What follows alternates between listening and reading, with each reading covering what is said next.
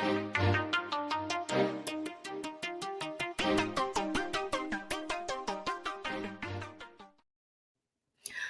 y'all, what's going on? It is the Coastal Critiques panel. We're back again with another recap review for the Real Housewives of Salt Lake City.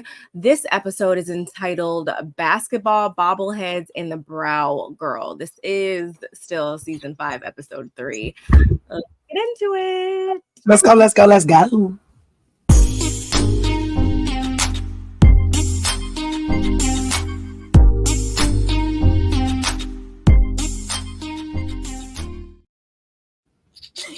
We're back. We Back, y'all. are. It's our third week, and we are here to discuss all of the mess and the chaos that is going on over in Salt Lake City, y'all. So, yeah. Or if you want to say, on Salt Lake City, but in how she say Milwaukee. Yeah, Milwaukee. However Heather wants to pronounce it. Yeah. I said, girl, that's not what it's saying there. In Milwaukee this episode. But yeah, y'all. Happy to be here. Happy to have you guys joining us. As you guys come into the room, as normal, we are streaming from both platforms. So please go on ahead and click the like button on both of our channels, please, and thank you. And while you're at it, go on ahead and subscribe to each of our channels as well. And once we conclude this live, we would love to know your thoughts in the comment section below. We will be sure to, answer. We can have a nice little key down there in the comment section. So let's keep the conversation going. And if you would find it in your heart to share us with everybody you know, we'd appreciate that as well. So just some simple things, nothing new, but we got to throw it out there because sometimes y'all forget, and we're here to remind you. But so what did you think about this episode? Ooh. I thought that the episode is, I'll tell you what, anytime Mary shows up for work, I'm happy. That's what I'm saying. It looks like you're going to be happy for the rest of the season then, because Mama is clocked in.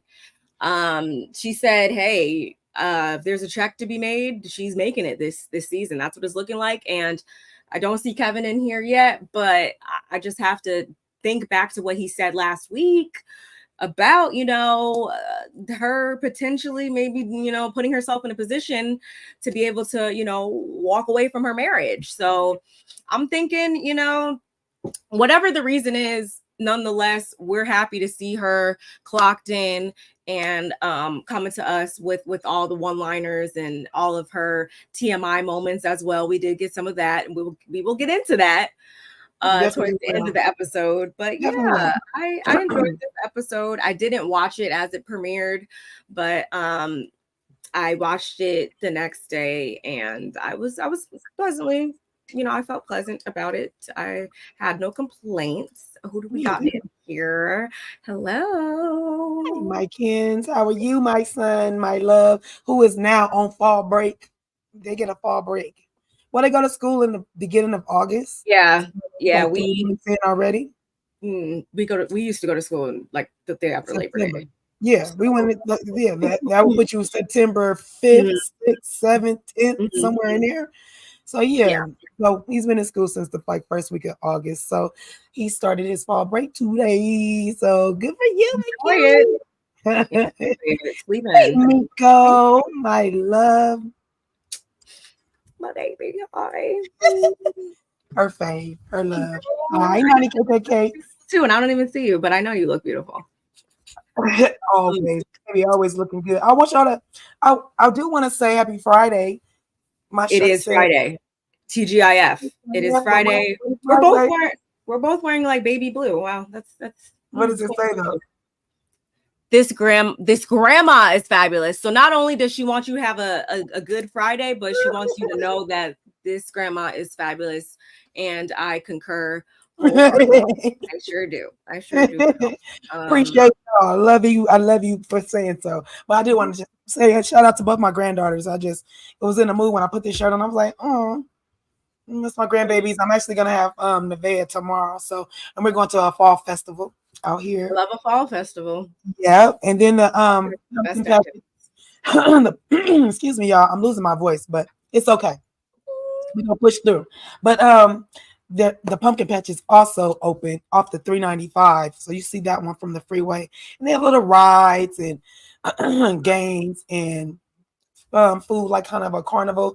It's not super big, but it's big enough for a lot of people to go in and have a good time in the hay and all that stuff out there. So we're probably saw a big cool one. I don't remember where it was. I know I saved it, but an hour or so somewhere. And I was about to try to see if I could pop up there or whatever, because they had a whole bunch of pumpkins and rides and stuff. And I mean, we have ones around here, of course, but so I was like, ooh, I might have to take a trip to go to this one. I feel like the fall has all the best festivals and activities. I mean, the summer is cool too, but like fall's my time. Fall's my time as well.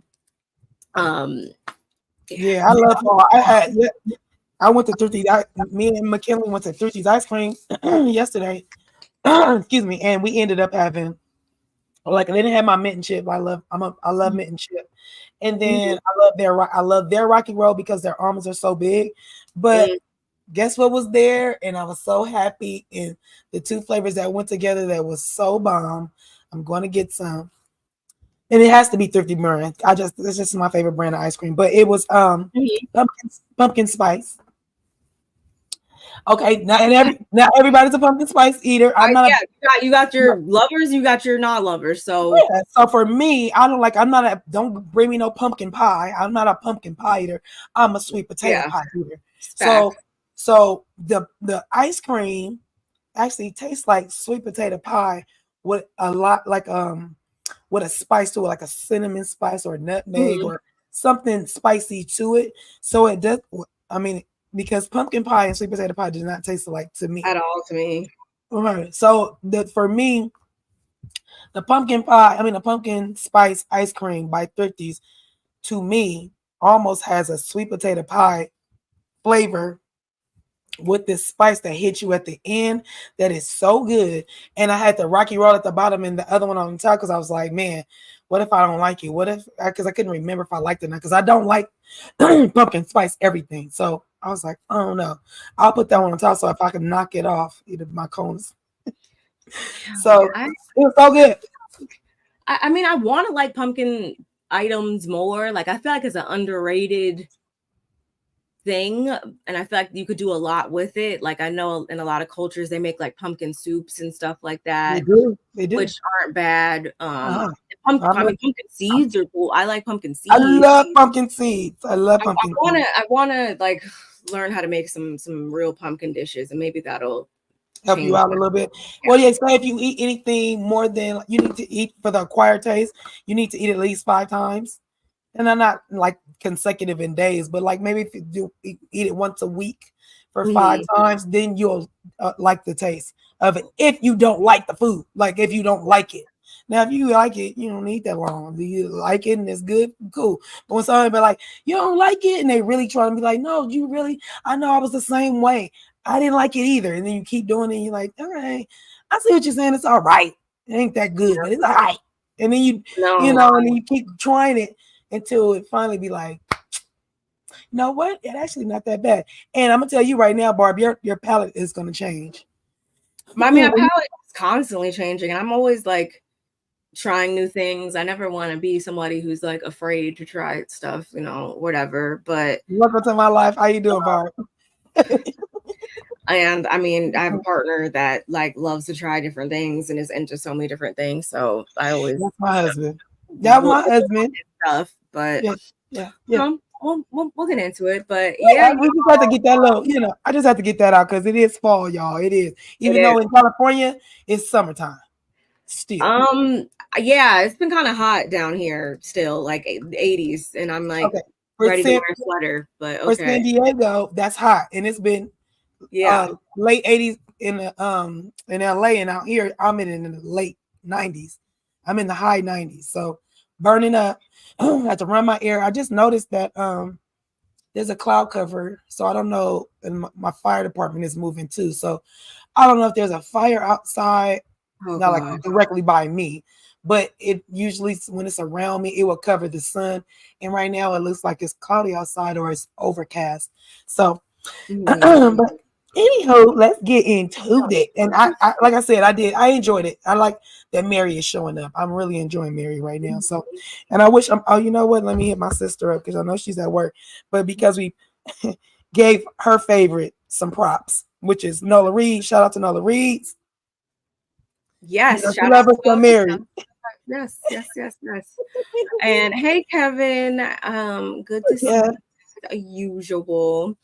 But yes, y'all, basketball, bobbleheads, and the brow girl, all of such things popped up in this episode. And as we said before, the ladies were off to Milwaukee, Millie Rock, whatever you want to call it. Yeah, they went to Milwaukee, y'all.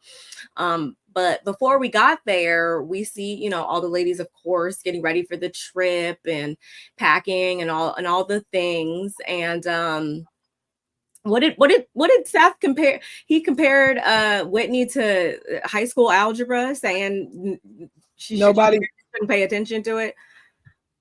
I mean, that was kind of a funny comparison. I can't lie. I'm just like, I love algebra. I'm sorry. I love algebra. I like that.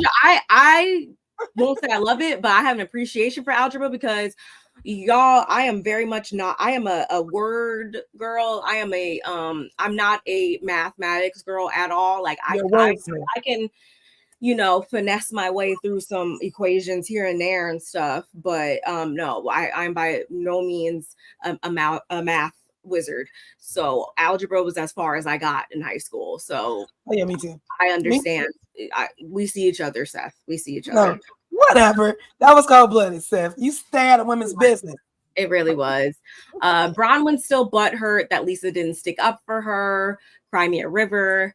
Mary tells Whitney that she's going to be coming on her own, and honestly, were we surprised? Not really. Mary was like, there's about to be 19 of y'all in there, and like, I just don't got it to do. I understand that you chartered a private jet, but I'm gonna just roll on my own. And Whitney, of course, laughed it off and was just like, okay, whatever, we'll see you there. No, wait, she did say if it was anybody else. Yeah, if it was anybody else, it would be a problem. This is very on brand for Mary. We're not surprised. And I mean, she's actually kind of right, though, if you think about it. Because at first I was like, what do you mean 19 people? It's probably just going to be y'all. But they had their glam and stuff. So everybody was on that plane. It's probably real small. And I would be annoyed, too. So nonetheless, after showing him her custom Greek shades that she got for the trip, Angie tells Sean about how when she had lunch with Lisa, she got walked out on and dismissed, very, very rude like. And she says that they haven't spoken since. But what the main thing about this scene was how she went on to say how her brow girl told her that Jared being the non-boyfriend of Brittany, apparently he's been sliding in her brow girl's DMs and not claiming Brittany in there either, and basically trying to get with her brow girl as recent as like 2 weeks ago. And she even showed Angie the messages where and I didn't take a screenshot. I meant to, but yeah, they were definitely corresponding, and it was definitely giving if you were in a relationship or whatever. Yes, it was inappropriate. It was. So she's kind of just trying to figure out if this is something that she should tell Brittany or not, because again, she is just meeting this lady. They are just now starting to form a friendship or whatever. So you never really know how a person's going to receive hearing something like that from you. Yeah, it's an ethical dilemma right now that Angie's fighting. Mm-hmm. And yeah, that was pretty much everything before they left, I think. Did you have anything to add? The husband did agree that, because at the end of that, Angie said that, it's girl code, right? I should tell her. And then didn't Sean say, like, I mean, if it comes up, I feel like he kind of agreed, and like he didn't just say, yeah, go tell her, but he kind of gave her the green light. Like, I mean, because I think he didn't say these words, but I feel like he's thinking, if the shoe was on the other foot, that's what you should do. Y'all let us know in the comments. Would you tell Brittany if you were Angie or no? Let us know in the comments. But I also I think that Angie had said out of her mouth that, if it comes up, like she didn't say like, yeah, she said something about like the time is right. If the opportunity presents itself, then she will bring it up. The opportunity presented itself. So whatever. So for me, long as she wasn't being messy about it, long as she was handling it with care, when somebody tells you that, then it would be fine for me. To me, I would have told her the same thing, like, yeah, if she comes to you, or because she already sees she's goo gaga over this dude and she wants everybody to be happy. Brittany, is her name Brittany? Brittany is so, she's just so excited. But I feel like she's in love with the name and who she's he is. In love with the idea. Not so much. She wants to be a relationship. She wants to be Brittany Osmond. Yes. At all times. It doesn't matter the quality of the relationship. It doesn't matter. Nothing matters as long as we are in a relationship. Yeah. Y'all have to realize that when you go looking and accepting anything, that's exactly what you're going to get. And you should love yourself more than just to be out here just accepting anything. You better tell him. And not only that, hints that they broke up 16 times and they only been together not even a year. If y'all don't get y'all grown selves out of my face with that dumb stuff, I haven't even broke up. Like, I haven't even been in 16 relationships. So I haven't even gone through 16 breakups in all of my relationships. So, and Brittany, don't tell people that. Brittany, hello, Brittany, don't tell people that. That's why your kids don't want nothing to do with you, because they see that their mother is like not operating with a full deck. Is she Mormon? Do you remember if she's Mormon or not? Okay, so she's having her back. She puts the men first and then the kids, right? That's how she would do it. Okay. Yeah, no. Hey, Kev. I said hey, Kev earlier, but my son walked in at the same time, so I don't know if you heard me. But what up, Kev? Permanently out to lunch. Permanently, like, brain is all the time out on lunch. Yeah. Okay, so they get to the airport 4 a.m. Bronwyn, again, still really not happy with Lisa's behavior at the team building event. She expected her to have her back because they're supposed to be years-long friends, right? Lisa, completely oblivious, as she always is. And you could tell that because she's still very much in Bronwyn's face. Bronwyn's like getting out of the car and she's like, oh, hey, I wasn't sure if you backed out or whatever. Okay. Like, just completely woo. And Meredith actually does show up, y'all. Meredith shows up, and we find out that, like, days before the trip, Whitney received a text saying, I moved some plans around and I'm able to make it to Milwaukee after all. Thank you for the invitation. Something along those lines. And good one. And Whitney was just like, whatever, girl. Like, she didn't even like, thank you, Meredith. Thank you, Meredith. Thank you for, freaking raising the London Bridge in order to freaking make it here to Milwaukee. Thank you so much. And she tells them that Mary's going to be coming on her own, and they're off. And meanwhile, Mary lets us know that she's very fond of Milwaukee because that's where her dad is actually from. And she even tells us how her dad actually lived a street over or whatever from Jeffrey Dahmer. Y'all know Jeffrey Dahmer. Yeah, that guy. And he actually was one of the ones that used to walk by and smell a weird smell. And then boom, a week later, he gets busted for, being who he was. And she was like, yeah, he probably was just being nosy though at the same time. Like, I thought that was funny. That's so funny because me and Mary are the same age, and that happened while we were, I think, a senior in high school. Because I might have been in 11th grade, between 11th and 12th grade, because I remember that I was like, this is the freakiest thing that all these men are missing. And then we found out, and it was just like, whoa. And I think I was around. I mean, when I say I was around, but I remember the other one, the Night Stalker. Yeah, that one in California, that had me nervous because I lived, in the proximity of. But I was young, but still, like that kind of stuff. Like I can remember those stories. So for Mary, that she didn't live with her because she said she never been to Milwaukee, right? So that means she didn't never see her dad. I want some more. She didn't. I don't remember her specifying, but she said I didn't know how to take that, like as if that's where he grew up, like before he had her, maybe or something. And I don't know. I want to know more about her background. Okay, like we're starting to get bits and pieces, and I'm trying to put all the pieces together and see how Mary Cosby came to being the Mary Cosby that we know today. That's real stuff. That's the only thing. Like that smelled like he was walking by and smelled that. Obviously, if you guys watch the documentaries in the series and stuff like that, you know, like all the details and stuff. But like I could like. And that's a very distinct smell. Anyway, moving on. By 10 a.m., all the other ladies have arrived, though. And y'all, there's actually 9 rooms, so everybody gets their own room for once. And it was a really nice layout. It looked like I don't know what hotel this was, but it looked like an independent, nice hotel. And they all sit down to eat. They had food waiting for them.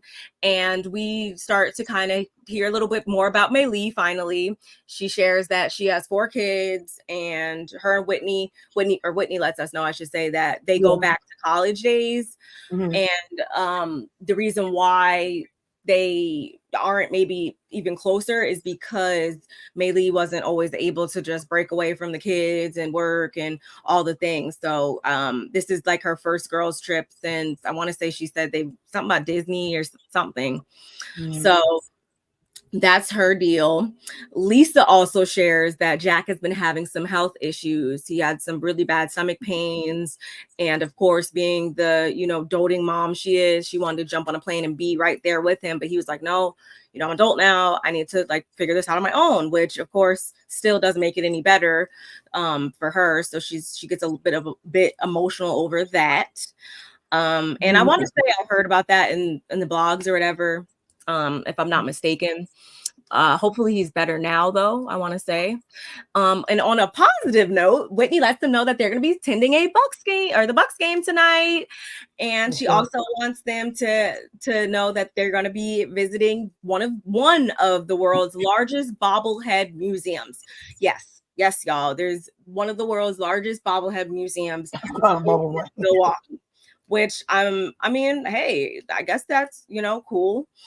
And the reason why she wants them to visit is because if you guys watched last season, you remember when Mary called Whitney bobblehead when they met that time. So, but just so you're clear, Mary no longer thinks that Whitney's the bobblehead, though. Somebody else in the group has earned that title. As hands over to Whitney. Come on, get the torch. She's giving it a torch right on to her, which I mean is befitting if you ask me. What did production do? Production put it right on Brittany. The camera panned right to Brittany, and I thought that was absolutely hilarious. Oh my gosh! Wow, Kevin. And because Kevin. I think it's Kevin. Oh my God! Night Stalker had my nerves on edge. LA was in a chokehold during that time. I can imagine. Hello. I've watched documentaries. And I do too. And same thing with I just watched the boys that did the thing to their camera. Oh yeah. Monsters, but that's there's another one coming out, and they're actually speaking up. I want to say it's coming out in the next couple of days or so. When they're actually speaking themselves, I'm gonna check that out because I would like to see that. Yeah, so all those things, especially when you were there to see it, is crazy. So, but as far as go ahead, you can finish this scene. Heather also wants to let them know that she is going to be heading to the casinos. She want to do some gambling. So it's obviously about to be a split situation. Half are going here, half are going there. And as they all disperse to get ready, who do we get a phone call from? Mary gets a phone call from her son. And you want to know why, y'all? Because he needs $60 cash app to him right now. When I say I was watching it, and McKinley, I hope you still listen. I hope you sitting right there, right here, because I was watching it yesterday, and my both my sons hit me up on, Mom, can you send me? Mom, can you? I just need this one game. I just need this one thing. I just need this. But mind you, guys, my kids are the boys, the youngest two. They're not of legal age. 14 and 17. My son has not started work yet. Soon too. It's my fault because I haven't taken him to go get his work permit, but all I am saying is I expected from them. Why in the heck is how old is her son? There's like supposed to be a cutoff date to these things. Was he like 24, 20? He's like 20. Yeah. Like between 24 and 26. However, don't you dare call your mama asking her for $60. And like she said, you didn't call and check on me. Like that's the thing, y'all. Like there's nothing wrong with life happens sometimes, and we all fall on hard times. We all might fall short sometimes, and it is nice to know that sometimes you can lean on others. There's nothing wrong with that sometimes, but just based on the amount that he needed, he wasn't in no emergency. Like that wasn't like, oh my God, my tires just blew out, I need $300 to get. That's dinner money. Or that's dinner. That's trying to do some BS. That's dinner. That's dinner for him. Life for forever, and that's not cool. And also, like, what's your wife doing too? And also, even if you guys did need a little assistance or something like that, is her family helping? Or you just is Mary just the only one that's doing everything? Whatever, I don't care. Dad, and are you calling your daddy who ain't in the household? Neither should be doing anything. Y'all should be being grown on your own. But it's just like there's just so much there, and I hope she sees this back and like realizes like what needs to be done. I hope she sees it. She sees this season back and realizes like, yeah, this is really like a problem. Like I hope she doesn't take everybody's comments and stuff negatively, because it's not like we're like bad-mouthing you, but we do know she's not the best when it comes to receiving constructive criticism. So Mary, you need to stop. Yes, like it's not cool. No, anyway, because you're gonna make him a mad. He ain't never gonna leave. And I know you said I'm gonna kick him out when I want to or when I feel like it, but no, girl, he gonna bleed you. She's the type to build him his own like house, like guest house on her property. Like that's the type of moving out she's probably thinking. Anyway, Brittany's unsuccessfully calling her non-boyfriend. Angie pops in on Bronwyn to check on her, being as though things kind of, blew up last time all the ladies were together. And she tells her that not only is she's upset with Heather, but she really is furious with Lisa, because it's like, girl, you're supposed to be like my friend for real. And you got in front of everybody and didn't have my back. And Angie, we know where her and Lisa stand right now. She can kind of empathize with it because Lisa hasn't really been the best friend to her either. And but Bronwyn also divulges that the things that Lisa said about Meg Lee were actually far worse than anything that Bronwyn's ever said. And we're like, what are you talking about? Run it back, please. And they sure did. They ran it back. We get a flashback of Lisa, Heather, and Bronwyn when they were, on their fast food, rolling with the homies, girls' day out 2 weeks ago. And we see how Lisa says, like, this is so bitchy, but like Wade, don't know who Wade is, but Wade was like, Maylee's about to get blacklisted from Nordstrom for all of her returns.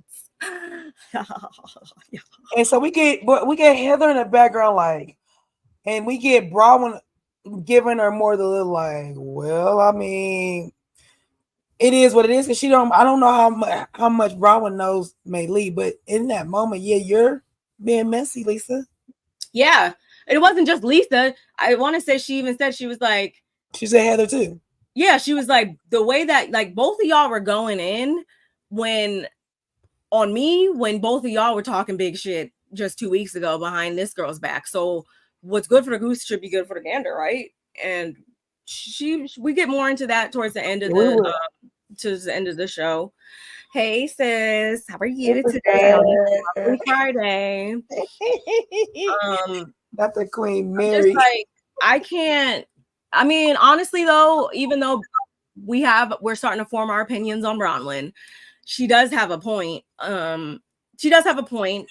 But then I also see it from another angle too. Let me see what you gonna say. Go ahead. That's because I accidentally may or may not have watched something on Twitter that kind of made my gears start working a different way. We're gonna get into that though, y'all. Okay. Heather and Whitney, they have a little conversation as well. They start taking shots. You know, the buzzing cousins are back. Woohoo! For like 5 minutes. And Heather asks what Meredith's vibe was because, you know, we know where they stand as well. And because she's going to be going to the casinos with Heather. And Whitney's like, I basically threw an olive branch out there by asking her to bring the caviar. And instead of her being like, oh my God, yeah, and like receptive, she was like, I'm already bringing the caviar in a sort of like QA. Yeah. But you know what's funny right then when that happened? I wish Whitney would have just checked it then. Like I don't want to go on my trip that I want you to be on and have this weird thing that we're doing. And it's not even like you're yelling at me or you're cussing at me. I don't do weird this. Yeah, I don't feel that this vibe is not good. So let's just lay it on the line. What's the problem? What do you say? How do you feel about it? I just wish Whitney would have did it in that moment. But because it's like a lot of times that's what needs to happen a lot of times, and that would stop things from going on. Piling up. Season. They pile up. Y'all just need to address the BS right when it happens, and then there won't be no BS. But we never get to do that.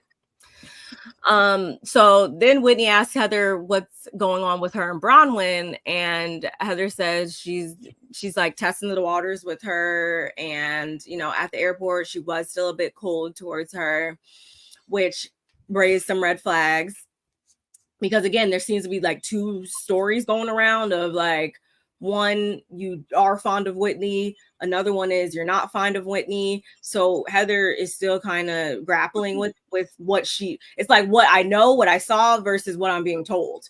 She's having like some dilemma with that. And for some of us, it might be giving kiss ass too, was what it's looking like for a lot of people. As like what the wind blow? How the wind blow? Yes. Like that? Okay. And Heather tries to bring out to Whitney. Okay, whatever. Moving on.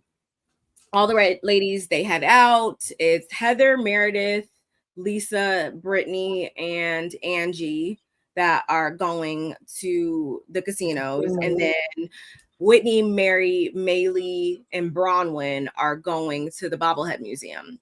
And we already know once they do get to the casino, we already know in the Mormon religion that addictions and things of that nature are pretty much off limits, taboo. And but we know that Lisa also walks this fine line of Mormon 2.0, where it's like, yeah, I can gamble, but like, I'm not gonna let it consume me and become addicted. Like that's her version of it. So in her eyes, she's not sinning right now. Whatever, Lisa, live in your delusional bubble, I guess. And then she gave this whole example of how when she was on a plane, she was sitting next to this boy, and he was like watching porn over 4 hours.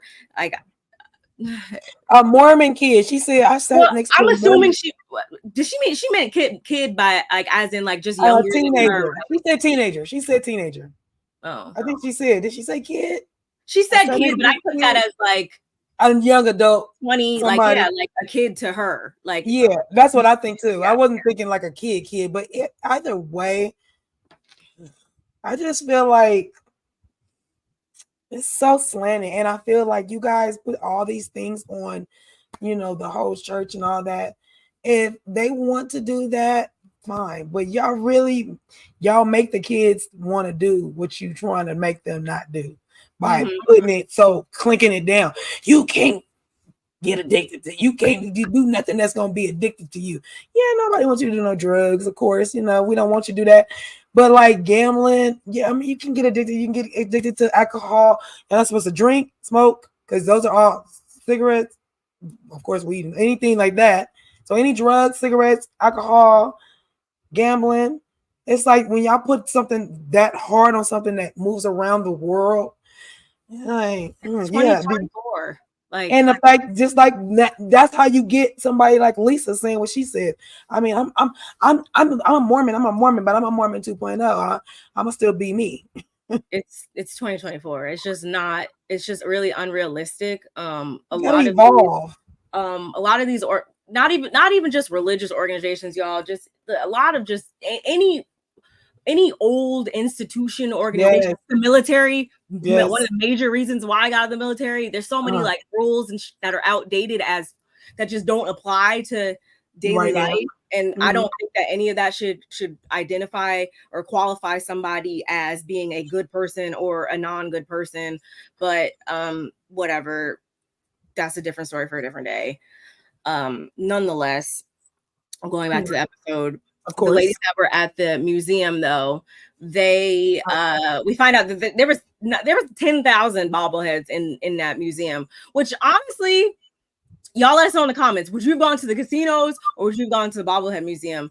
I don't gamble at all, so honestly, I would have just been like looking and bored anyway. Like every time I go to the casino, I'd be bored and just kind of like, why are we here? So I would have went to the bobblehead museum and they did like this little scavenger hunt, and I was like, oh my god, that sounds so fun. Like I like nerds like that. I feel like you would have wanted to go to. I feel like you would have wanted to go to both. I actually would have. I wouldn't have minded to go to both, but I if you're giving me the choice, I could go to a casino anywhere. So I feel like you can't go to that bobblehead museum everywhere. Exactly. I'm only going to be in Milwaukee this time. I don't know when the next time I'm coming to Milwaukee. And the fact that it had 10,000 of them, I want to go see. I want to go see them because I'm just that type of person. I want to go see that kind of stuff. And if you like to, and you can purchase too. So yeah, I'm gonna go to the bobblehead spot. Yeah, exactly. I'm going to the bobblehead spot. And so they're off on this quest to find, all the bobbleheads and stuff that are on their list or whatever. And I love that. They got the Golden Girls one, which is I love the Golden Girls. And then they would have had a Lucy and Ricky out of this. I'm sure they did. No, I'm saying that was on that list. Yeah, if they would have been on that list, I would have been like, y'all know what, y'all gonna make me go to Milwaukee just to go do that. Yes, Kevin. But unfortunately, a lot of the casinos out here stopped doing the buffets since the pandemic, and that's the only reason why I used to go. Okay, I'm the same way. I love the buffet, and I'm with you. I will gamble on. Let's be clear. I'm from the age where I'm a slot machine person. I like to clink, clink, clink, clink, clink, clink. When you win, that money falling down, me putting the money in. Now it's different. It's all paper. Or you put paper out. You go turn the money to go get your money. Like that stuff. That's boring for me. I want to hear that clink, clink, clink. And that keeps me up too. And you hear the people.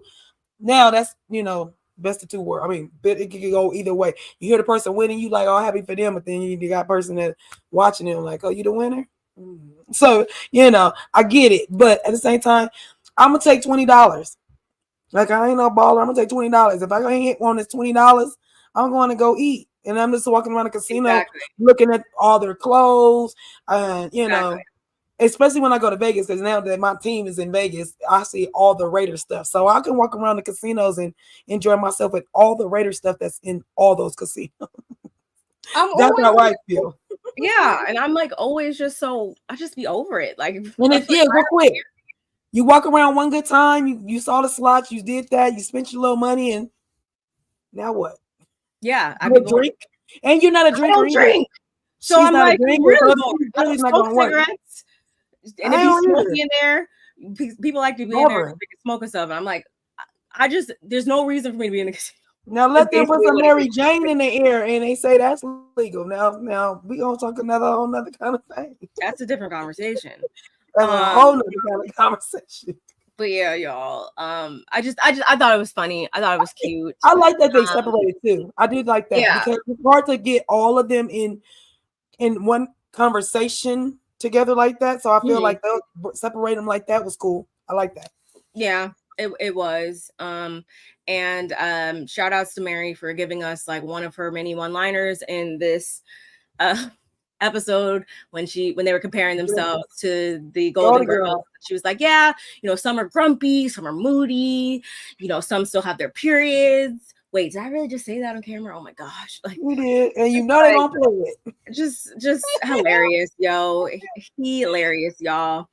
And then we go back over to the ladies that are at the casino, and once again, Brittany is still unsuccessfully trying to FaceTime or call freaking Jared. And again, y'all are not together. I want to say this is when Lisa was like, "Girl, like, put your phone away. Like, come on, let's have fun." No, she didn't. Oh, wait, yeah, you just that moment, and then she showed her the phone. She also shows Bronwyn the screenshots. Oh no.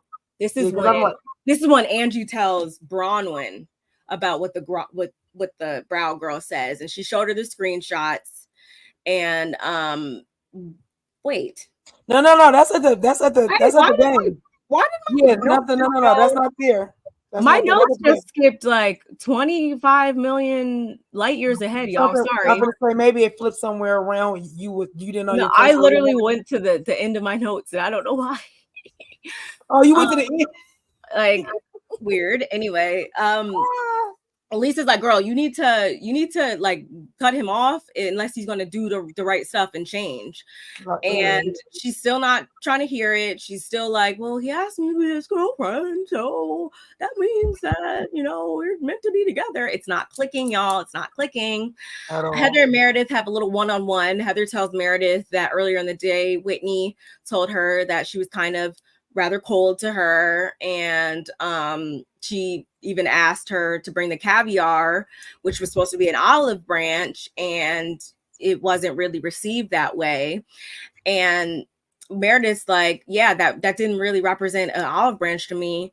I would have much rather, like, she just wants a straight out apology, y'all. She doesn't want any little like dancing around the issue to see she just wants a straight out, I messed up, I shouldn't have did this, I should have took, like, just a regular old classic apology.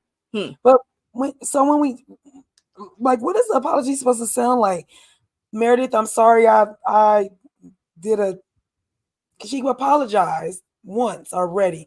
So I'm trying to figure out what Meredith, what is she apologizing? She apologizing because she got the bath bomb. She's apologizing because she came out with She should have told her, apparently. I'm sorry I didn't tell you I was coming out with the bath bombs. I'm sorry I didn't consult you because you are a senior. But I thought that she apologized, and then she was like, "Oh, and I should, if anything, I should have sent you some because I already had bath." She explained to her, "I had bath bombs before." Like, I would have sent her an invoice or like a record, whatever, how long her with the date on it and highlighter of when this product was first put into my stock. That's what I would have showed her. And then apologize, like, I'm sorry if it was a misunderstanding, because I'm still trying to figure out what exactly does she want to hear. What exactly is Meredith trying to hear from Whitney? What is gonna make you feel good? Like, because I already told you, I already had the bath bombs. I'm sorry, and I should have sent you some. So what are we saying? She doesn't know what she's saying. She's just trying to hold a grudge. She's just kind of like, Meredith, are you a control freak? Because it's seeming like that a bit. And if that's the case, then you need to go to therapy and handle that. And that's honestly, you can have a lot of controlling tendencies and just not even realize it. And she might fall into that category, and it's okay. There's help for that. There's a therapist for you. I'm sure. Okay, tell me something, because sister, I was just trying to say that. Go ahead, you go to the next thing. Well, the last bit of this was how then Meredith also decided that it's just kind of odd with Whitney right now. It's just one more thing that just doesn't add up with her, just like what I'm hearing through the grapevine about her taking her designs from Alibaba and marking it up 20, 30 percent or whatever. And like clockwork, of course, we get a little, proof right here. Y'all let me know what you see. I don't know. I'm just gonna let y'all say what you think about this one, but it ain't looking too good, Whitney. I didn't hear any of these rumors or anything like this, but if this is the proof, yeah, it's looking a little sketch, Whitney. It's looking a little sketch. Well, here's my thing before you even go on with finish that. Go ahead and finish that scene. I just because wholesaling your products from certain places, and people, I'm not saying people don't just drop ship or slap their labels on stuff that comes straight from a warehouse on the other side of the globe, but it's just like, it's about how you're presenting it. Just like going back to the Real Housewives of Dubai, how Caroline Stanbury was like, girl, I never said I made the journals from scratch. Like, it's just about how you're presenting it. So if you're trying to make it seem like, yeah, I did all this from scratch, I went down there and we melted the stuff down and did, like, if you're making it seem like you did it from when the products were just individual ingredients, then that's a different story. But again, I didn't hear anything about this, so I don't. So that's where I'm gonna go back to. That's what the point I'm trying to get at is when Heather said at this time, when she did tell her that, she says to her, Heather says to Meredith, she says, wow, she's like, you haven't seen it? She's like, no, I haven't seen that. She was like, wow, I got it from like 100 different people. Yep. She's like, oh, really? She's like, yeah, I didn't see that. And she was like, yeah, are you gonna? For me, in that moment, I feel like you didn't show her. You didn't show her that. Look, this is how many people showed it to me. Even if 100 is 5 of them, so your 100 is 5. Show me the 5 different people that sent it to you, and then not only that, what Heather says is, wow, whoever's doing this got it out for her real bad, because I haven't seen it, and da da da da. So that's why when she don't, Meredith, you've done this before. Yeah, last year, wasn't it like some? Oh, they messed it. This is It sounds the same way. Weird again. And for you, see, because what it's showing is, Meredith, you ain't learned nothing, or you don't give him about none of it, because you see how Heather's reacting to Bronwyn, because she's got her guard up, and Whitney's gonna say it later on, but she has her guard up because she's like, I ain't let nobody infiltrate nothing, not again, not on my watch. With Meredith, I just was like, dang, if somebody sent you that, even if it was 5 people, why don't you show it? Girl, you didn't see it, girl, let me show you what they sent me, girl, because I ain't trying to be messy, but I'm just saying this is what they sent me. But you not doing that, and Heather not seeing it, and now you're telling me Barb, who be on the blogs, don't be seeing it or never got that story. That shows that it might not be a true story. It made me feel like you might have did this. Now, if you go to Whitney and she says, oh yeah, that was my marketing strategy, and I can mark it up to however much I want, because Alibaba marks that down. You do see on that same thing, it says 70% off. So if I mark it up 30%, and I'm well within my range of doing what I want to do.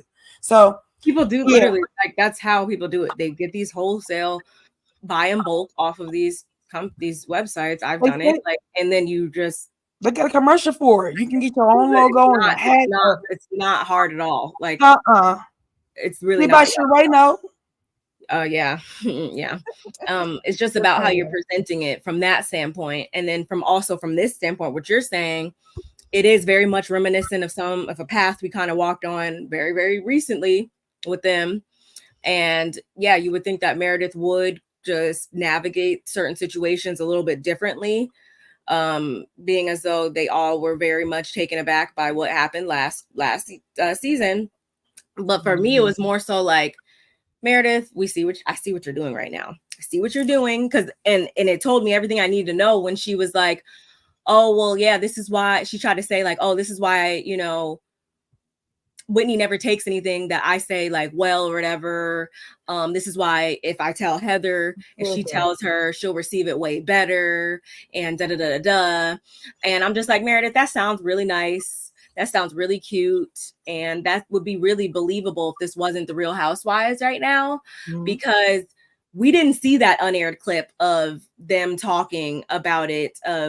Was it Lisa and Meredith talking about it? We didn't see that clip.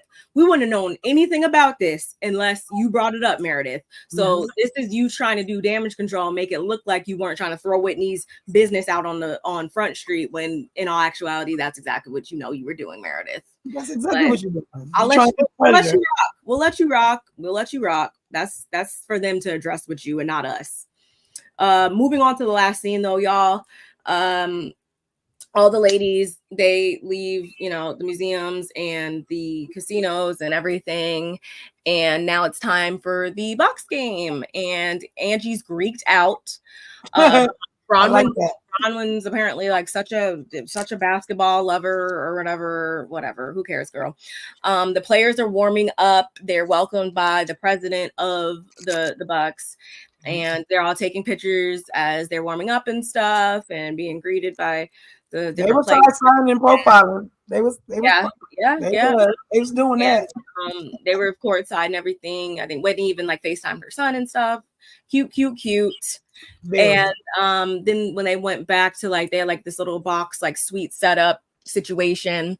They had food set up for them and everything, and it was really nice. They all eat and everything. Then we get like quite an odd conversation, y'all. Mary, she was sitting there or whatever, and someone asked if she needed to go to the bathroom or something, and she's like, well, yeah, but like I'm not gonna go because I don't use public restrooms, which a lot of us are not fond of public restrooms, me being one person. I try not to go, but when nature calls, you gotta listen. I'm not gonna not go for 10 hours if I can't help it. Right. But in Mary's case, y'all, she absolutely refuses to use public restrooms. And in order to mitigate using these public facilities, she instead inserts a tampon inside herself and does her business as needed, and it just stops it all right up. And she's been doing it for years. She even gives us a play-by-play of how we can do it and achieve said results. And my question now is this how you guys get down as well? Because I know me personally, Barry, what the fuck are you talking about? Did you really just say that?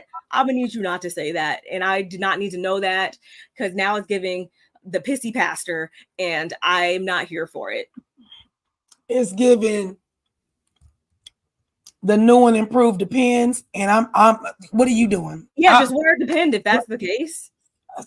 I'd rather you not. Like, come on now. But like, let's be clear. Let's be clear about a couple of things. We all know how vaginas work, right? That's number one.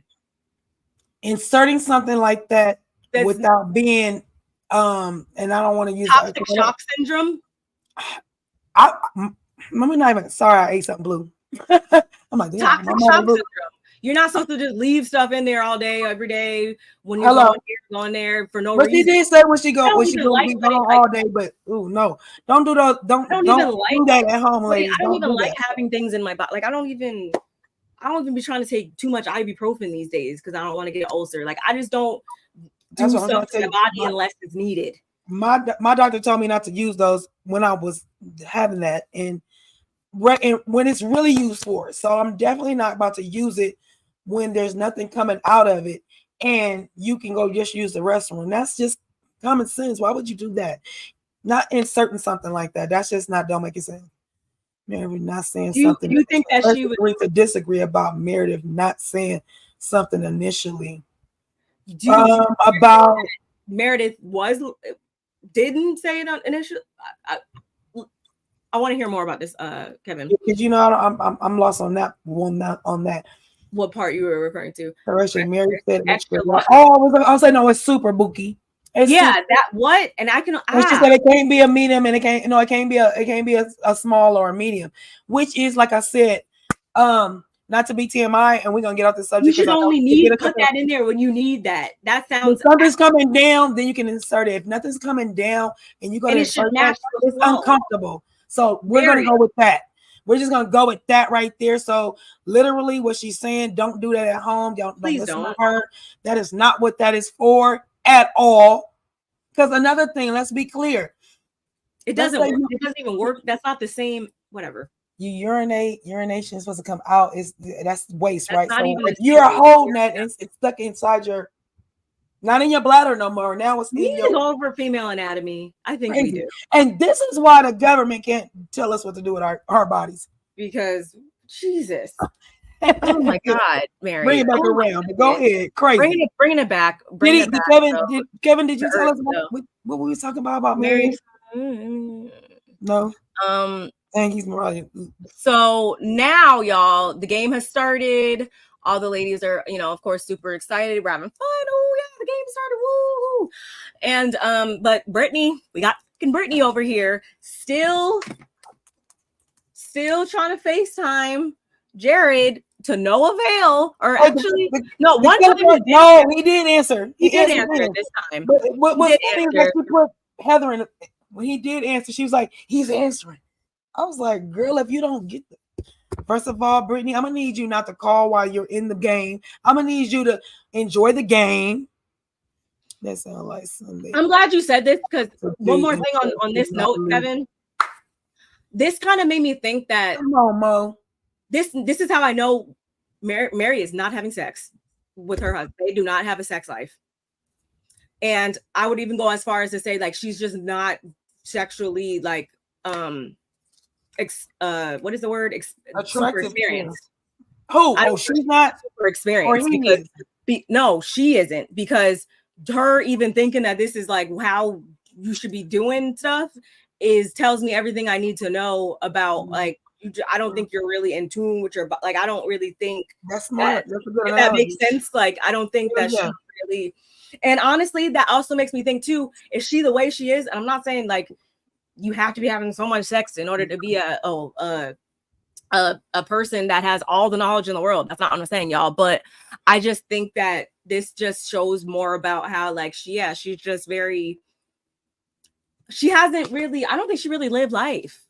And I think that if she is, and I think maybe that's sheltered, why very sheltered. Yeah. And with her and Angie, that's why we're getting another side, because she's starting to see like, oh wow, like okay, like this is how you live life, and this is the things like I might actually like this. I might like. Can you imagine her like in a real like? I don't think she's ever can say like she's been in a real like legit relationship, because we know that this was basically a not a contract marriage. It was basically, what is it, a arranged to somebody that she wouldn't normally have gone for, obviously.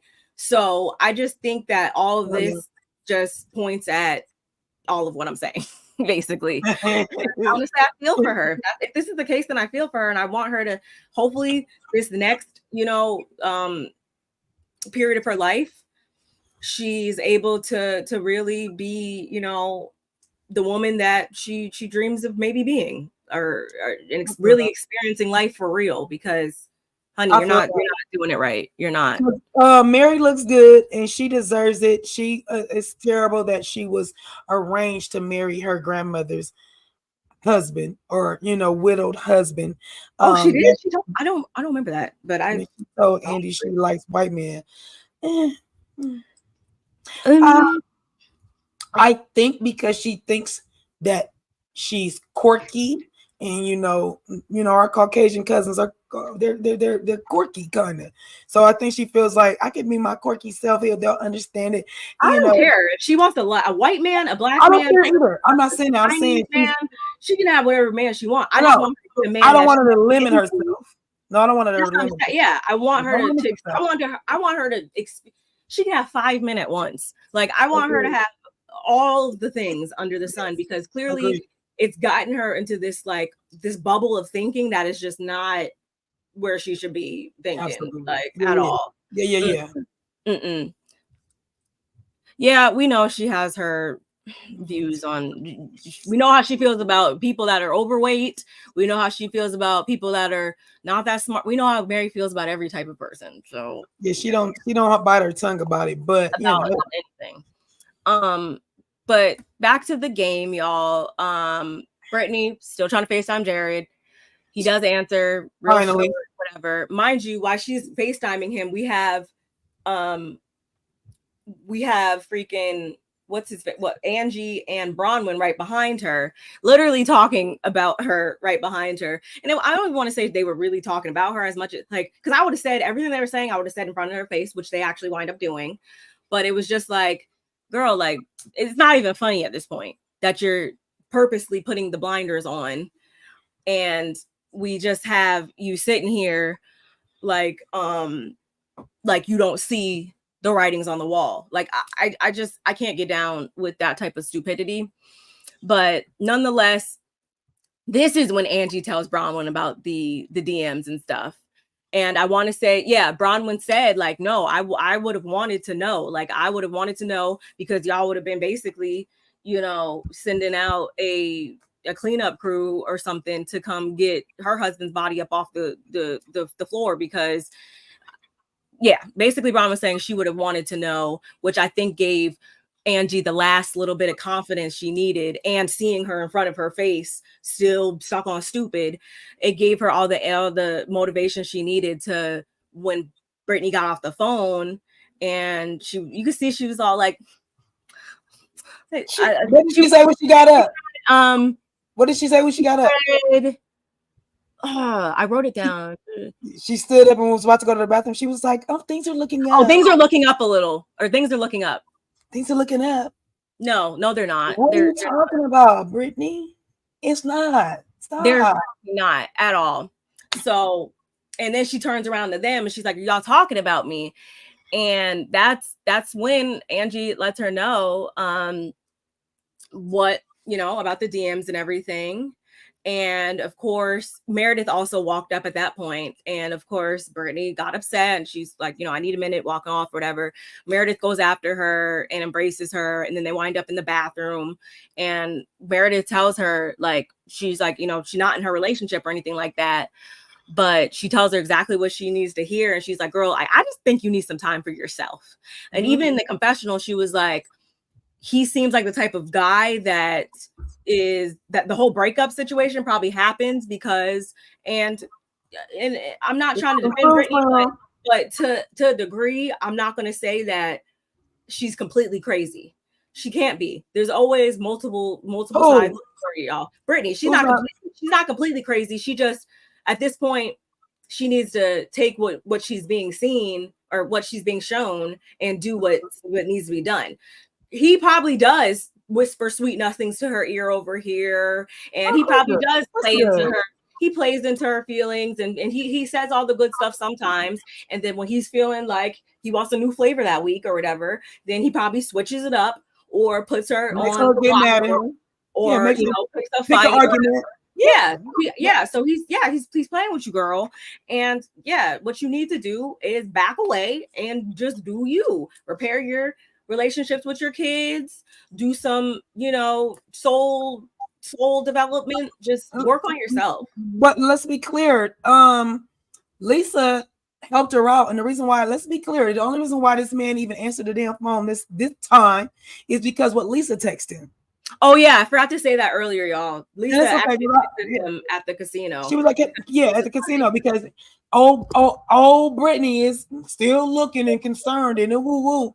And then I guess so that's why you thought that he had to text back, because she didn't talk to him. And it feeds his ego, and then fall into it. So what happened was, when Lisa texted back, she said, you know what? We're gonna be out late, not sure what time we'll be in, you know. So I'll talk to you tomorrow. Thanks. Letting him know she doesn't need him. The only problem with that I was mad about is that she put thanks. I was like, she's not gonna be thanking her the dude she messing with, loving on, whatever the case may be. So you could have left thanks off, but I was glad she did it. But that's why that dude answered the phone, because clearly you think I was gonna be out. He wants to keep her sheltered in a dumbass corner where she's going to just be his pawn as needed. And now that it's looking like, oh, she's starting to wake up and she's starting to, you know, stand on her own 2 feet and know that I'm not just going to be able to be, or she's not going to just be my doormat whenever I want to. And now he wants to come. That's how this is classic, y'all. walked her relationship 5 paces back again, because Lisa actually pushed it forward, even though it sounds crazy, as if she wants to pursue the man. She shouldn't have talked to him for the rest of the trip. Yeah, evidently, and every time he texts her, I wouldn't. Yeah, don't answer the phone. Only text. And then when you text, get a phone to Lisa, because sometimes your friends do have the right words because you're sitting in it. And not that I want her to take up her battles, but I'm just saying, Lisa had. It's like literally you needed to do that so you can see the cat and mouse game. He wants to play with you. You can't always let him chase you. Sometimes he wants that. Some men want that. And if that's what he wants, and you can see that, oh, you answered the phone after I said I wasn't gonna talk to you until tomorrow, but I called you anyway because I'm thirsty. But okay. Yeah, it's like, girl, you shouldn't have called him until yesterday. I mean, the next day. Would y'all have married for that money? I'm not a materialistic person. So I provide my own materials. I don't know. You know what's funny? To be honest, no. For me, I think about it all the time. It's not that I could have married into money, but I could have potentially dated somebody that was set up for money. But powers that be made us not connect, and that person is Kobe and Brian. I like to. For me, I would be like, I would have been rich, but I don't think money can make you happy. I don't. No, and you still have to live with that person. You still have to see them every day. Like you still have. I want to like my life, and I want to like not. No, like I would just no. Yeah, I don't think. Yeah, it was her grandmother to marry her grandmother in order to get the inheritance money. Yeah, and that's for her to get the inheritance money. And that was that how it went? So Mary, she set the granddaughter up, because if not, he would have took all the money, and then it just would have been in his court. Yeah, so she said, okay, well, she should have put. I mean, in that situation, like I don't know, maybe, but like no, I wouldn't have been like. I wouldn't have no kids with somebody for money. No, I wouldn't have no kids with that man. No, and I definitely would have. The grandmother. Once everything was transitioned into my name. Hello, I was gonna say 2 year, but you stay married to him by 2 years or whatever the case may be. If you don't fall in love with him, because I'm sure you wouldn't. It would have been a contract marriage. That's disgusting. It happens in the military all the time, y'all. Sorry, anyway, I made it blurry. Sorry. You're definitely to you, but you are suddenly, like her focus is just so far gone that she needs these types of friends to come in and be like, girl, stand up. Brittany is that dumb bond, and she's gonna milk it the whole season, being so defined in her downfall. Yeah, she's going to continue to burn bridges in her life and to just isolate herself from being in situations that can actually support her way more. I don't know. I can't identify with she's in it. She's in it for all the wrong reasons, and that's why it's not working out the way it needs to. And especially like you guys said, how you gonna move around and you think your life is gonna move correctly when your daughters are not talking to you? If you don't go fix that relationship first, that could be a turn off to your boyfriend. He might be looking at you like a major turn off to me. Yeah, for me too. Like literally. If I dated somebody with kids, and they had estranged relationships with their kids, go fix your relationship with your kids. That's why I don't understand when people get with people that are like deadbeat parents and stuff like that. I'd be like, that's so unattractive to me. Like, why are you over here in my face all the time? Why are you not? Where are your kids? Like, weird. So I want a lobster corn dog though. Oh my goodness. I need to try that once in my life. I'm gonna. They gotta have it at one of these carnivals or something. I'm sure they do. Or a festival. I've had fried on a stick, but never. Yeah, I need it, y'all. But I was gonna say, while she was thanking Whitney for being in the box, like, oh my God, Whitney, this food. When you in a box of any of those, I've been in Jerry Buss's box, which was the owner of the Lakers. I was in his box, and I was thoroughly impressed on the food, and that it looked just like that. The spread, actually, ours looked, because theirs was like flat. They came with carts, and then the setup was so pretty. It almost looked like a restaurant. and it was the bomb. The food is amazing, yeah. and the desserts they have, it was amazing. So, but yeah, I'm still with that lobster corn. You're paying for it if y'all don't think that this is the regular experience that the average person would get. No, this was a different experience, y'all. And it was just cool, actually.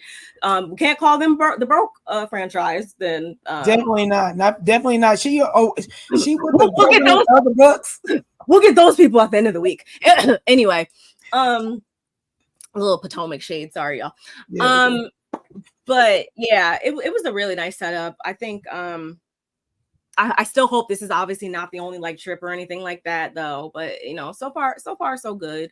Whitney, you did good. You did good girl. Mm-hmm. But going back to this scene, then this is when we kind of get into, we see Mary and Angie dancing with the Greek flag, which I'm like, see, Mary, just stay like this all the time. Man.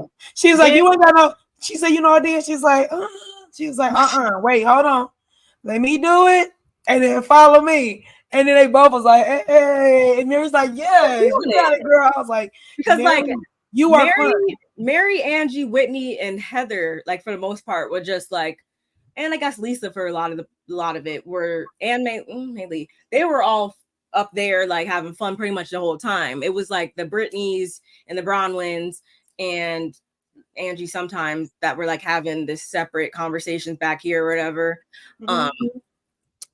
But then this is when we get into Lisa and Bronwyn. Lisa turns to Bronwyn and she asks her, asking if what? Okay, this is when I did voice notes and they're not really making sense at all. Sorry. Lisa asks her how everything went, and this is when we get another clip earlier from where Maylee and Bronwyn were having a conversation, and Maylee's like, what is this I hear you talking about, like my clothes or whatever?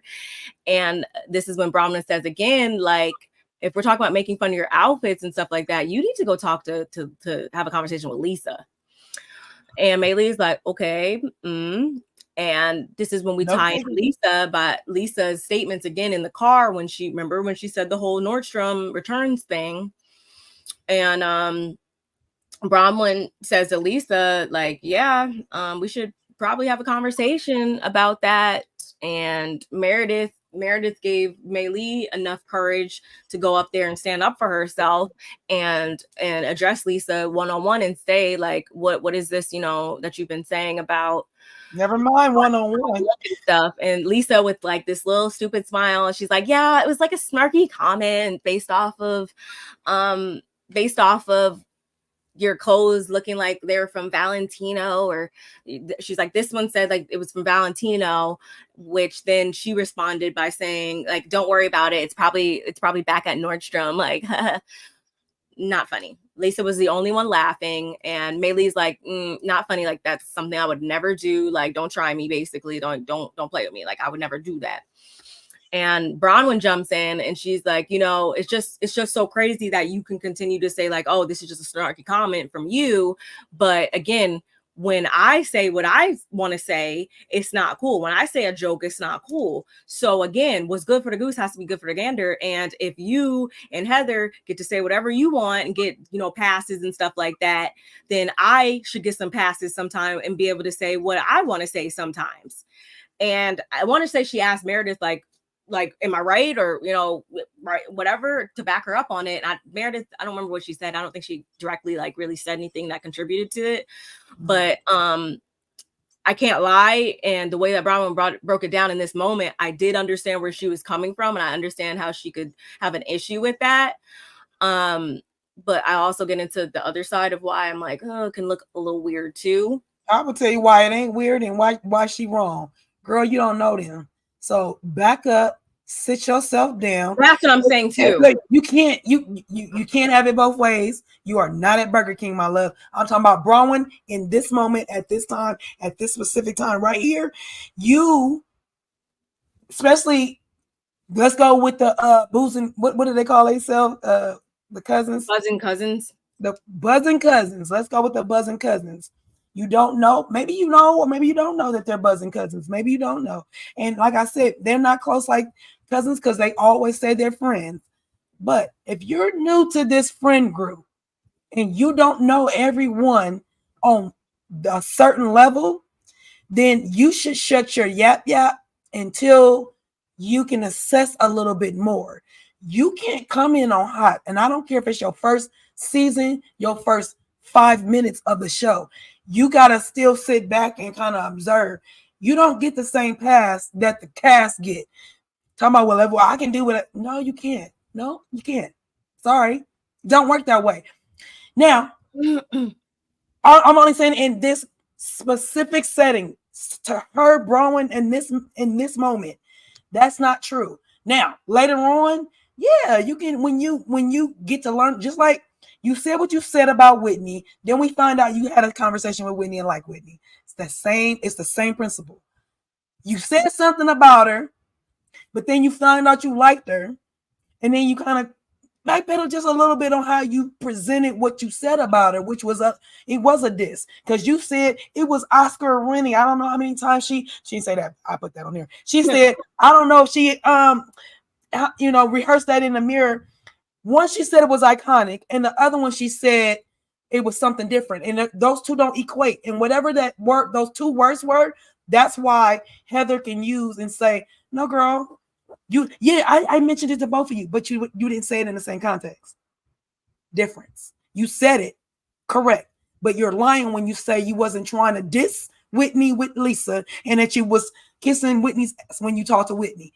Don't play me like that. And you don't know these ladies like that. So with this specific thing for me, not my sis Barb, I don't know what my sis thinks, or anybody that's going to come in the comments and say so. You can tell me if you disagree.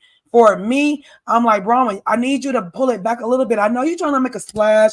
I know you're trying to stay on the cast. I know you think you watch the series or the seasons and know how the formula works, but I'm going to need you to really pull back a little bit, or you're going to get blackballed out of the thing, especially if you're going to come at everybody with the same attitude. Like, you think you're going to check Heather. You think you're about to check Whitney. You think you're about to check, girl, go ahead, check them. Yeah. I think it's like, I can understand it from that angle. And I think for me, it's also where I started to look at it like, and it's not to say you should be talking about anybody, y'all, or just because you're the new person in the group that allows you to be talked about or anything like that.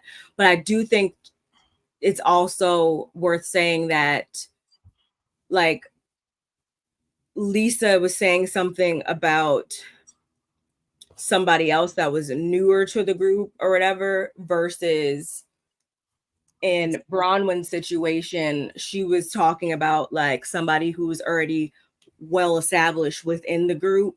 So I just think it sometimes is received differently. Like, I don't know how to say, but like, if I don't think they viewed Maylee as like really a person in the group yet, really. Mm-hmm. So in their eyes, maybe like it was like, oh, they don't really, or Lisa in that case didn't really owe her any loyalty or extra niceness or anything like that, because it's like, girl, like I still know you from a can of paint or really even rock with you like that.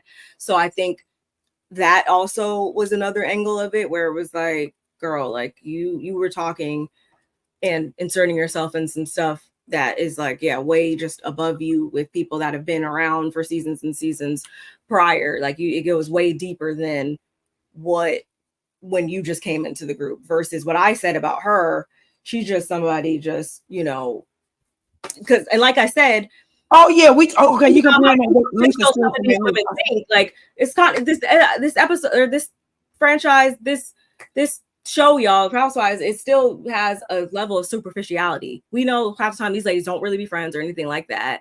Mm-hmm. So it's just like, maybe that wasn't what she said, wasn't to be taken so badly, because again, it was somebody who wasn't really an integral person in the group anyway. So it's just like, girl, like, whatever. Yeah, I said what I said, because like, she barely even goes here. Like, worse is Whitney goes here, if that makes sense, y'all. Mm-hmm. I'm not saying that's how I would have operated, but I think maybe that's also something that yeah, I see what you're saying. I can see it. It's also like, but no, I think what Bronwyn is saying isn't wrong. Like, the principle should be the principle, where if you are allowed to talk shit sometimes, then I should be able to talk shit sometimes. I think that's totally fair to say, but again, we're not just talking about principles on this show and stuff like that. We do need to add that layer of superficiality into it, because that's why this show is the show. What do you guys think? Remember, he's an Osmond, and once he gets checked by his family on his behavior, the relationship will be over. I heard it probably is over, or maybe I've heard that. I don't know. Angie really out by talking about Brittany right behind her. Angie really needs some manner classes with her pick-me shots. Pick-me shot with her pick-me shot. Okay, but for me, I know that's production, and I was thinking the same thing. I was like, now she's sitting right here. Y'all got them. I don't really think she said anything bad, though. She didn't. That's not about being bad. Bitch, you need to leave him. Well, here's the thing. If you weren't talking to Bronwyn, she shouldn't have said the brow girl thing right there. And she shouldn't have said. That's what I'm saying. If she shouldn't have said it to Bronwyn, and Bronwyn messy, but let me see it. Why you need to see? I already told you what it was. Yeah, that was messy boots. That's her. She about to be the messiest one, I believe, and I'm here for it. Bring the mess, baby. Bring it. Who's going to be the messiest one? Bronwyn. Oh yeah. Because even in this scene, y'all, and this is where we wrapped it up and ended with things. She's still very much looking at Lisa like sideways and recognizing that this is a crack in their friendship now, and she's kind of nervous, not knowing like, okay, like I think she understands where the seasons could potentially go. And then we got Lisa over here that's still very much like not understanding why Bronwyn is feeling the way she's feeling, just like Lisa never understands why anybody is feeling anyways. Hey Jeremy, I was thinking about you yesterday actually. I was like, oh my god, like I haven't seen Jeremy in a while. Like I want to like up Jeremy. And we think the same thing. We thought it was pretty good as well. I don't know how long you've been with us today, but we thought the same thing. It was Heather. She can't fathom what Bronwyn's saying as well.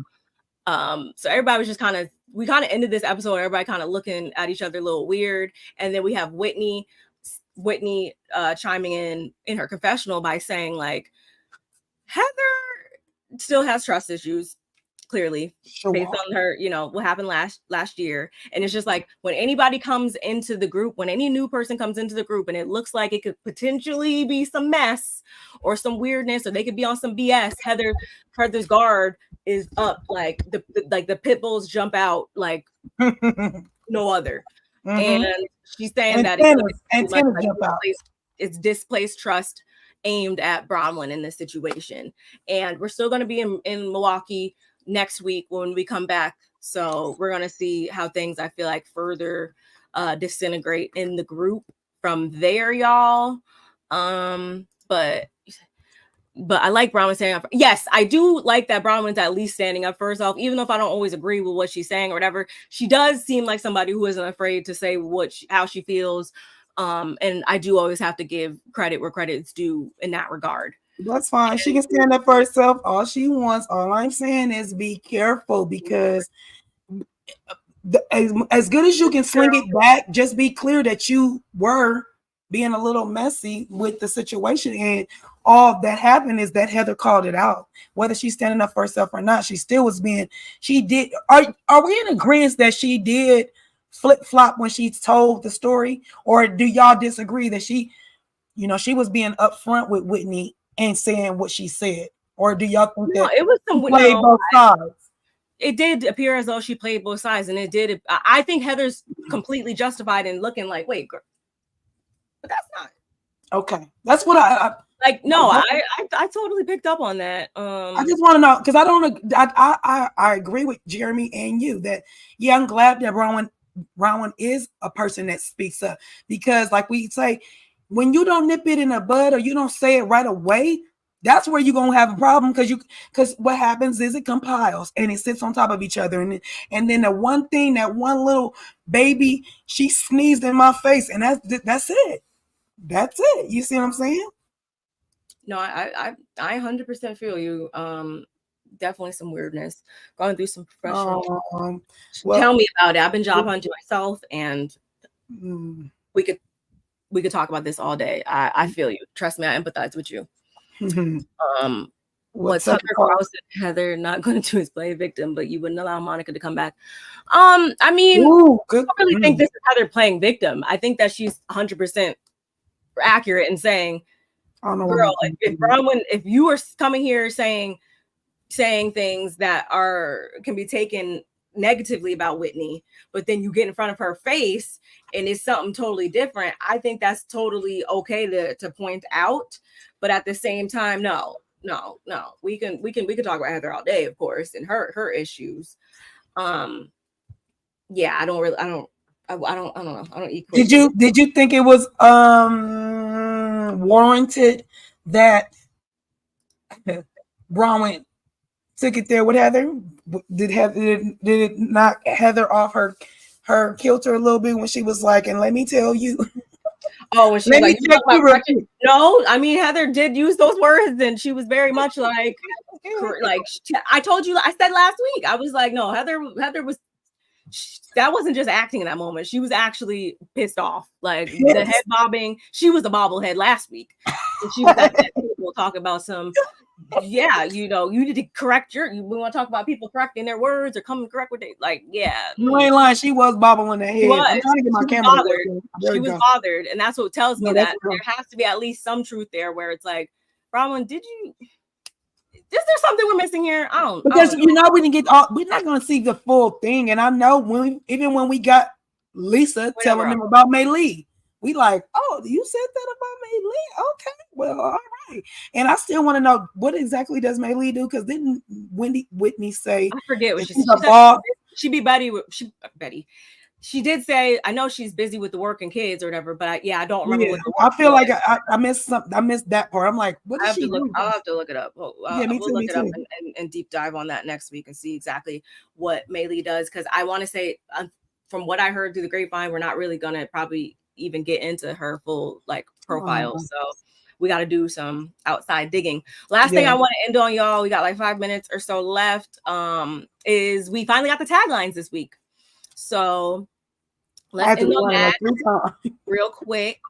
I'll share my screen. Here we go. Heather's up first, and her tagline is, "Don't play me. I've got receipts, proof, and the screenshots." What do you guys rate this on a scale of 1 to 10? I think it's cool because it's like, that was like her thing, last season. But at the same time, it's like, it's still a little like, okay, like we've heard it a lot or whatever.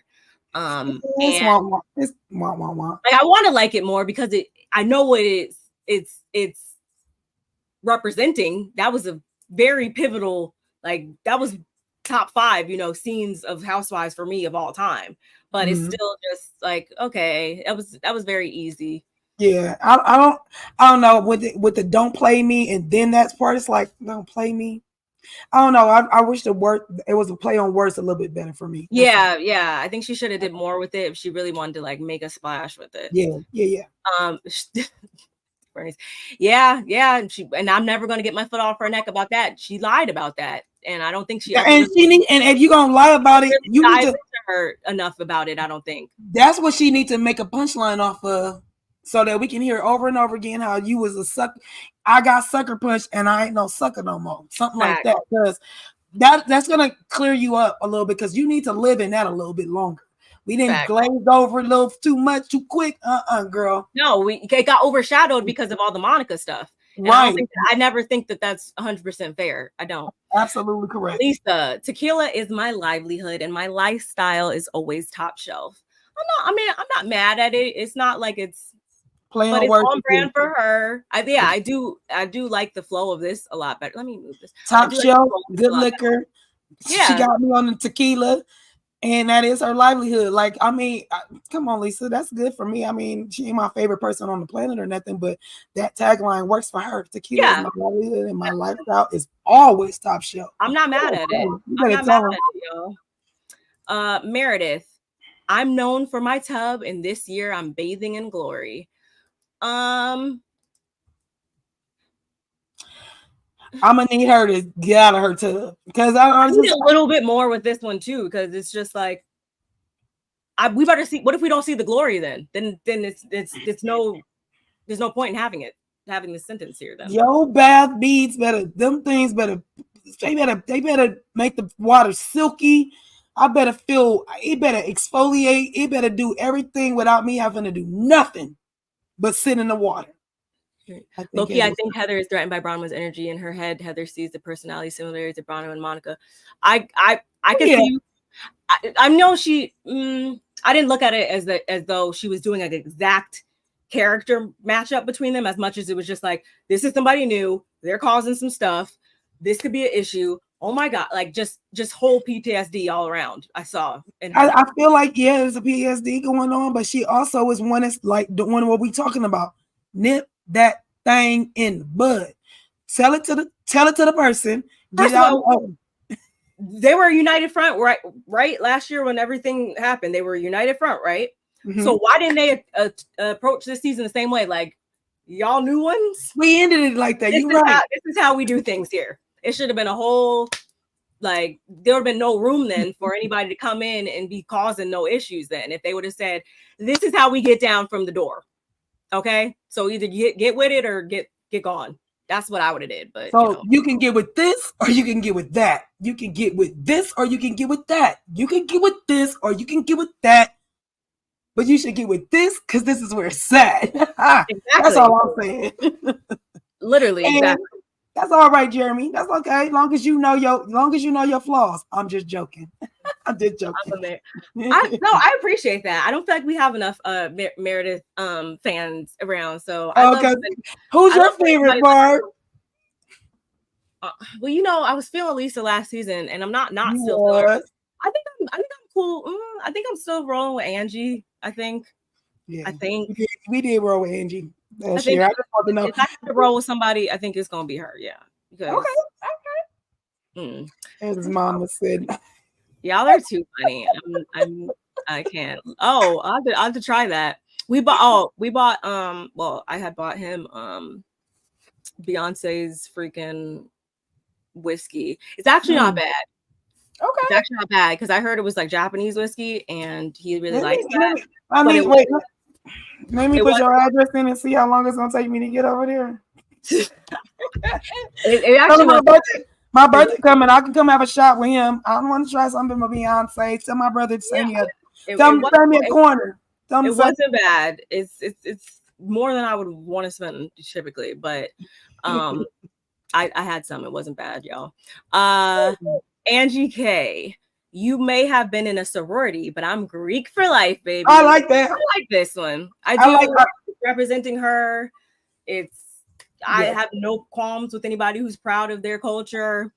In the sorority, in the Greek culture, I was like, see the play on words. I like it. I like it. Mm-hmm. I can hear it quickly. Like it was a real quick. I heard it, and I didn't have to hear it over and over again. I was like, "Yep, that dissect it and try to figure out what this means." Yeah, no, yeah. Good for you, Angie. Good for you, Whitney. On my healing journey, I always travel first class.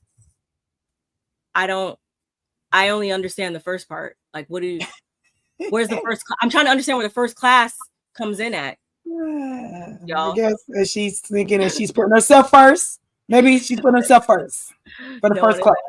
Yeah, trust me, Kevin. I kind of see you there too. That's why I'm with that. I literally do. I was hoping my sister did not ask me who's my favorite because I literally don't have one. I was like, just don't ask me. Don't ask me. I like Angie, but do I have one person on this show that I'm really like through and through? Like that is my I don't have one. My girl, like 100 that I've been down with. No matter what. I don't have one. No, I don't really have that. Like me either. Like Potomac, I would say Karen, even though I think she's gonna piss me off on Sunday. Yeah. If that makes sense, y'all. Everybody really here can make me happy and also make me upset all in the same episode. Yep. I agree with that. Healing Journey Airlines. It's first class. Here you go. It was like she's saying healing when she's saying healing, but let me stop making fun of the way she talks. She could have kept this one. God is my shepherd, and you all look like sheep. I said, Mary. Mary had a little lamb. Mary had a little lamb. I feel like she ate a little bit with this one. And it's like only something that she would get away with, I feel like was saying. It's very much Mary. I'm not mad at it. The fact that she said they looking like sheep, I was like, and it wasn't like I was like, she said, God is my shepherd. And I'm watching y'all like sheep. Then I'd have been like, okay, she watching it. She's always judging somebody off of how they look. I know. To her, they probably do look like sheep. I said, girl, you are mean. But I was like, the audacity behind that is just good, wild. clean shade. Good, clean shade. I like it. Oh, Jesus. The only muted thing you'd find in my wardrobe is my black card. If it wasn't Bronwyn, I would like it more. But she keeps priding herself on her wardrobe. But the wardrobe, y'all, like we said before, the clothes be wearing her. Just because you got all the designer stuff in the world doesn't actually, just because you have designer doesn't mean you have style. Say it again for the people in the back. It doesn't. It doesn't, y'all. If I could leave you with anything, if you haven't heard anything else I've said today, please hear that. And it's cool. And in this episode, she said, I can't remember what it was, but I remember she said something about, because I wrote in my notes, I was like, and to find out, and we also find out that Bronwyn's a gatekeeper. She said something when they were all going to like the casino or something about like not telling somebody like where she got some clothes from or something, y'all. I don't remember, but she said that, and it made me just really turn my nose up at her even more, because if there's not one thing I despise more, it is a gatekeeper. Because it's just like, I don't care if you want to know, like, I mean, and also because I am a fashion influencer as well, like, if you want to know where I got something from, like, please ask me. I will gladly send you the link. I will tell you exactly where I got it. Like, and that's because like I'm not self-conscious in seeing other people in the same things as me, because ultimately you're not going to ever rock it how I rock it. I'm also not going to rock it how you rock it. We all have our own individual styles. So when you say stuff like that, like having an issue with telling somebody where you got something from, like that is just the most, makes me want to like throw up my mouth, because I don't really see her as a girl's girl. And the thing is, she wanted to talk about how her relationships with women don't really work out because this, that, and other thing. Whatever she said last week. It's her. It's you, because it's her. It tells me everything I need to know right there. You don't really want to see other people shine. And I don't like stuff like that, because I think that we all have our own abilities to shine and be great. And we should all be trying to lift each other up and be great together, instead of me being the only one shining while you guys are all down in the pits of hell. Like, yeah, I don't like her. I don't like the snobbiness of her. I don't like that. Like, she can say that part, because nobody really cares that you, Rihanna, and maybe two other people got that heart-shaped jacket you had. Nobody gives a damn. You it's gonna sit in your closet. I don't care if you spent $15,000. That was a waste of money. Let's be clear. And then I think that's showing your prestige. Oh, I don't have to tell you where I got it from because you can't afford it anyway. Girl, I don't want it. I want to make sure I don't go to the store you got, because I don't want to step in that store knowing that's where you got your stuff. Your house and the way your house looks, your quirkiness of the way you dress and the things that we better not end this season on our housewarming party for her or something, because oh gosh. Well, we might, because literally the way she dresses, the way her house looks, and she buys things that are like one of a kind and nothing that go together. Y'all are so funny. Kept from her grandmother. Girl, I saw that. Not girl, but you know what I'm saying, Jeremy. It's not. Tell you, not those dangerous ass stairs in her house. Yes, that's exactly. And that's the wife of, the mama of, the wife of Beetlejuice, not the wife of Beetlejuice, but the wife of Beetlejuice. I'm not mad. I'm not mad at it. Like, I get it to a degree, obviously. Y'all, like, I get it. Sometimes, like, maybe you just want something reserved for yourself. I'm not saying it's the ultimate, like, oh my God, that means you're a horrible person. But when you say you gatekeeper, she goes about it. It's just like, are you gatekeeping for your friends? You don't want your friends to smell like you? Or are you gatekeeping, like, if I was just if somebody was on the street and was like, dang, you smell good, what you got on? Would you then say, oh, I'm not telling them, you're gonna give them a fake name of the cologne? Or would you be like, oh, I got on woo-wah? Are you gatekeeping with your friends because you don't want them to smell like you? Because there is a kind of a difference. Like, I'm literally being for real. Yeah, I mean, because it's a difference with your friends. And we're wearing the exact same dress. Like, I would rather that not happen. Yeah. But like, I also don't like if I ask my friends something that they have, like, I'm not going to be like, oh, like, let me know that you're wearing that same exact thing, ask for it, and then wear it to the same. That's kind of weird, I feel like. But in her case, it just genuinely seems like she has a great disdain for people that like don't have it like her, and she also doesn't even want to see anybody else have it even similar. It's just like weird to me. She just and yes, hey Ray Ray. Hey Ray Ray. Thank you so much. I appreciate it. Thank you, my love. Thank you, my dear. Yes, they are, and trust me, I 100% love it, and that's why I do like the tagline. But it's just I wish it would have came from somewhere else and not her, because she prides herself on her fashions, but your fashions is wearing you. You not wearing the fashion. Yes. And Mary said that. Mary's like, girl, we don't wear costumes. We wear fashions. And Bronwyn, you have fashions, but they're wearing you, and you're not wearing them. She's doing fashions. Be wearing the hell out of Bronwyn. Yeah, I can see how that could be like. So that's what I said. Okay, that's the difference. I don't want my friends to smell like me, but well, I understand that, but then I do like sometimes when my friends smell good, I'll be like, girl. So I'm not gonna ask, or I'm not gonna even buy it. But what I am gonna do, let me tell you what I do, Jeremy. I ain't gonna tell you, because if I ever get over to your house, I'm gonna tell you right now. I'll be like, girl, let me get square that perfume we wear. I get out skirt. I get a little baby right here, back here, because my husband gonna smell right here, right there. So I probably won't ask to buy it, but I will be like, girl, you smell good. Wear that. This what you be wearing, girl? This is it. That's what I'm gonna do. Exactly. She better get some railings on them, because that's illegal. One late night and it's over. It is over. Trying to be different. I feel like you're saying this because of that yellow. Oh yeah, that was not like that's what I mean. Like, well, she's 38. Taylor would have came out in that. I would have been like, I have to be real. I got to remember she's younger than a lot of those ladies. No, she's 38. She's around the same age as I said she's a lot. She's younger than like a lot of the ladies. They're Whitney, Maylee, Meredith, Lisa, Mary. Those girls are all older than that lady. Like my age, older. Yeah, it's definitely a segmented. But even with that, I was just saying, okay. And here's another thing I don't like. Bronwyn, don't do your husband.